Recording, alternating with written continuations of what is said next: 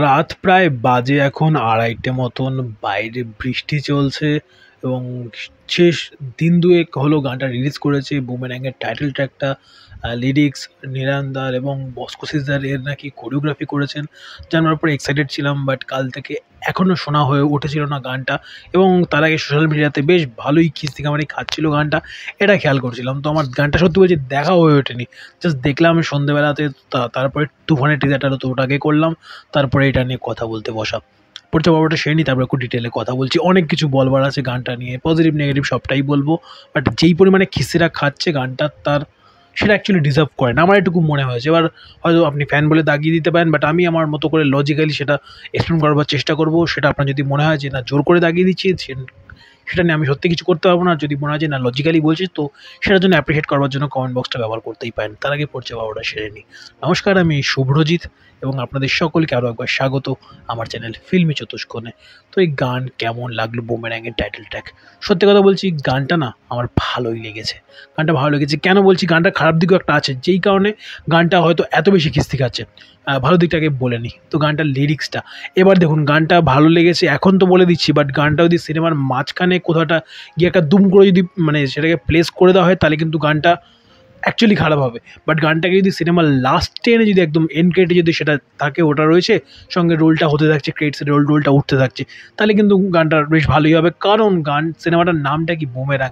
আমরা কিছু ছুড়লাম বা আমরা কিছু একটা করলাম, সেটা আমাদের দিকে আলটিমেটলি ফিরে আসছে। সেটা যদি ভালো করি, সেটাও কর্মা আমাদের সেই পুণ্যের ফলটা এনে দেবে আমাদের হাতে, প্লেটে এনে পরোসকে দিয়ে দেগা ও হাম লোগো।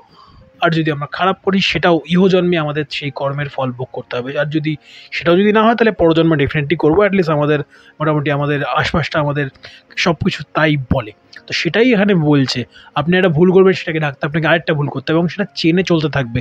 এবং সেটার জন্য আলটিমেটলি ভুল বা মিথ্যে, সেটা একটা পাহাড় জমতে থাকবে। যেই নীতিকথা, এটা হয়তো এটার সঙ্গে প্রযোজ্য। সেটা হয়তো জিদ্দার ক্যারেক্টারটা এই ছবিতে সে নিজের সঙ্গে ঘটাচ্ছে, বা সে নিজে ঘটাচ্ছে, কিংবা তার সঙ্গে কেউ ঘটাচ্ছে। আলটিমেটলি গিয়ে সে হয়তো জাস্টিস পাচ্ছে, সেজন্য হয়তো তার দিক থেকে এই গানটা এটা হতে পারে। কিংবা হয়তো সে নিজেই গানটা গাইছে, কারণ একটা টাইমে সে ভুলটা করে এসে এবং লাস্টে সেই ভুলটার মাসল সে দিচ্ছে। সেটা হয়তো নেগেটিভ এন্ডিং হতে পারে, কিংবা সেটা পজিটিভ জায়চ এন্ডিং হতে পারে, দুভাবে হতে পারে। একটা তার সঙ্গে ঘটেছে এবং একটা সে নিজে ঘটিয়েছে, দুরকমভাবে হতে পারে। সে ভুল করেছে এবং সেটা ঢাকতে আরও একটা ভুল ঘটিয়েছে, এবং সেটা ঘটাতে ঘটাতে একটা জায়গাতে এসে সিনেমাটা কোনো একটা পয়েন্ট শেষ হবে, এবং তারপরে আলটিমেটলি গানটা এবং আমাদের পুরো থিমটা সেখানে জাস্টিফাই করে দেবে যে হ্যাঁ, যেটা বলছে, যেটা চলছে, সেটা এর সঙ্গে যায়। এটা যদি শেষে হয়, তাহলে এই জাস্টিফিকেশনগুলো একদম একদম ওয়ার্ক করে যাবে। বাট মাঝখানে যদি র্যান্ডাম একটা হয় না, আগের দিনের সিনেমাগুলোতে মোস্ট এখনও প্রচুর সিনেমাতে আগেকার দিনের বলে গাল দিয়ে লাভ নেই। তো এখনকার দিনে হয় যে কোনো দরকার নেই, একটা দুম করে একটা গান মিসপ্লেসড একটা ফেলে দিয়ে এলো। বা ধরুন একটা সিনেমা যেখানে হয়তো 2টো গান ম্যাক্সিমাম ডিজার্ভ করে স্ক্রিন প্লেটা, সেখানে 5টা গান দিয়েছে, গানগুলোকে তো প্লেস করতে হবে। তো এখানে একটা ফেলে দাও, ওখানে একটা ফেলে দাও, ওই র্যাড ক্লিপ লাইন টানবার মতো একটা গল্প হয়ে যায়। তো ওটা যদি করে, তাহলে আমি বলবো খুব খারাপ, তাহলে আমি বলবো খুব খারাপ হবে। কারণ এই গানটা ওরম ধরনেরই গান নয়, এটা একটা থিমকে রিপ্রেজেন্ট করেছে। অ্যাটলিস্ট যেটুকু গান দেখে মনে হলো, সেটাকে মাঝখানে দেওয়ার কোনো মানে হয় না। সেটা যদি এন্ড ক্রেডিটে চলে, দেন দ্যাটস ওয়েল অ্যান্ড ফাইন। এবার গানটার খারাপ কী লাগলো, আমি শুধু কিন্তু গানটার কথা বলছি, ভিডিও পার্টে আমি আসছি এরপরে। সেটা হচ্ছে এই গানটাতে না কার্তিক দাস বাউল, আমি বোলপুর ব্লুজে তার কাজ শুনেছি, ইউটিউবে অহরহ শুনি এবং লাইভও তার পারফরমেন্স দেখবার আমার সুযোগ হয়েছে। কিন্তু তার ভয়েসটা এই গানে অ্যাটলিস্ট জিদ্দার লিপে যায় না, একদম যায় না। শাশ্বত সিং বা শাশ্বত সিং যাই নামে অভিহিত করে থাকি না কেন, তার ভয়েসটা যাচ্ছে বেশ ভালো। বাট এখানে কার্তিক দাস বাউল একেবারেই যান না, একদম মিসফিট। এই জন্য এই জিনিসটাই কিছুদিন আগে, মাসখানেক আগে আমরা বলছিলাম, যখন রাজকুমার বলে একটা ছবি এলো বাংলাদেশে বা ঢালিউডে, সেখানে একটা বরবাদ বলে একটা গান এসেছিলো। গানটা কিন্তু খুব ভালো লেখনী ছিল, মিউজিকটাও খুব ভালো ছিল, বাট যিনি গেয়েছিলেন তার গান আমি আগে শুনিনি। বাট ওই গানটাতে অ্যাটলিস্ট ওই লিরিক্সের সঙ্গে, ওই কম্পোজিশনের সঙ্গে তার ওই ভয়েসটা যায় না।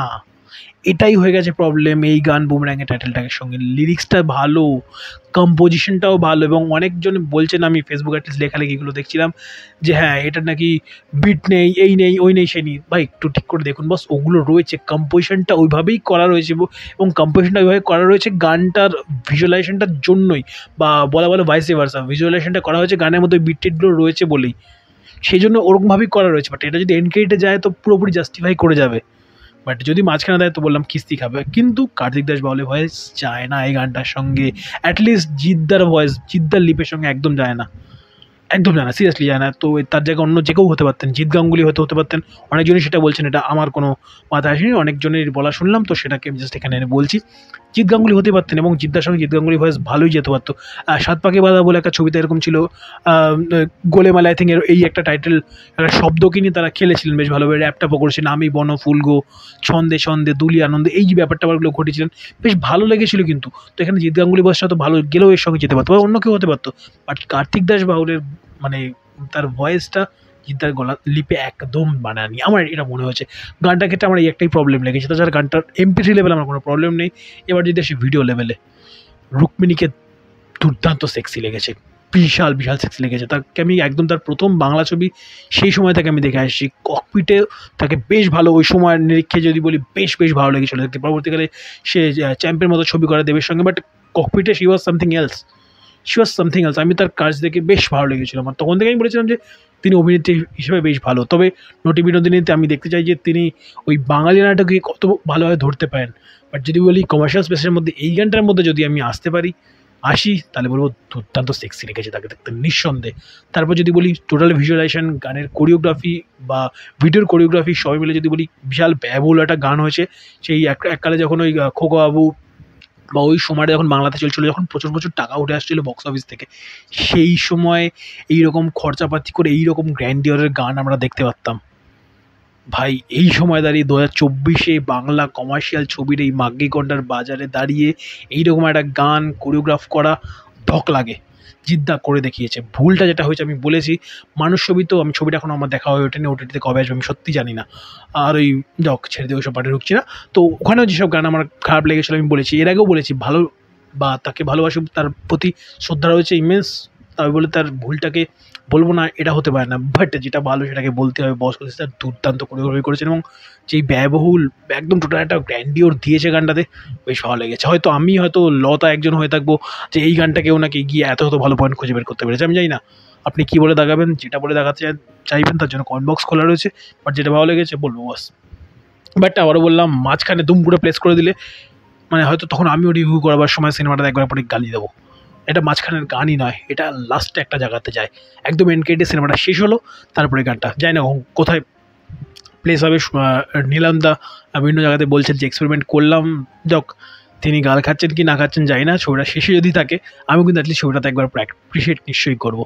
লেটস সি কেমন কী হয়। তো এখন অনেক কিছু আসবার বাকি আছে। ছবিটা মুক্তি পেতে মাসখানেক রয়েছে বোধহয়, মাসখানেকের একটু হালকা একটু বেশি রয়েছে।